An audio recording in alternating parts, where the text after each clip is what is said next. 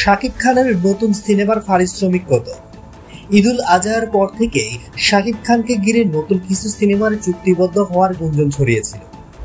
Ryan Rafi ও মেহেদী হাসানের দুটি সিনেমার নাম উঠে এলেও সেগুলো শেষ পর্যন্ত আলোচনাতেই রয়ে যায়।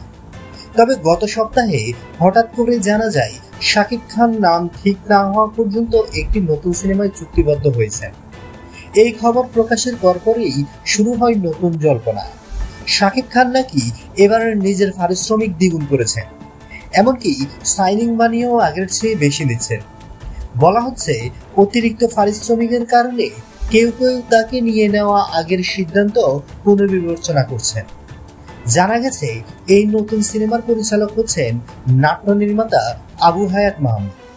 এটি তার প্রথম চলচ্চিত্র এবং এর মাধ্যমে তিনি ঢালিউডে অভিষেক করতে যাচ্ছেন।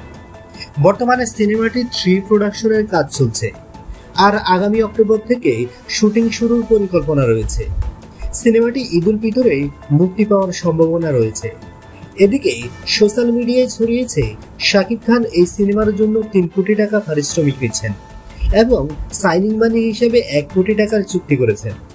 এ নিয়ে জানতে চাইলে পরিচালক আবু হায়াত মাহমুদ বলেন, ফেসবুকে অনেক কিছুই লেখা হয়, আর যা খুশি তাই লিখে ফেলে।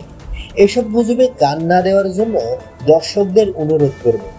তবে সুনির্দিষ্ট অঙ্ক নিয়ে প্রশ্ন করা হলে তিনি বলেন, এই বিষয়ে আপাতত কিছু বলতে চায় না। বন্ধুরা, নিত্য নতুন এক্সক্লুসিভ খবরাখবর সবার আগে পেতে আমাদের ইউটিউব চ্যানেলটি সাবস্ক্রাইব করে পাশে থাকা বেল আইকনটি অন করে দেওয়ার অনুরোধ করি।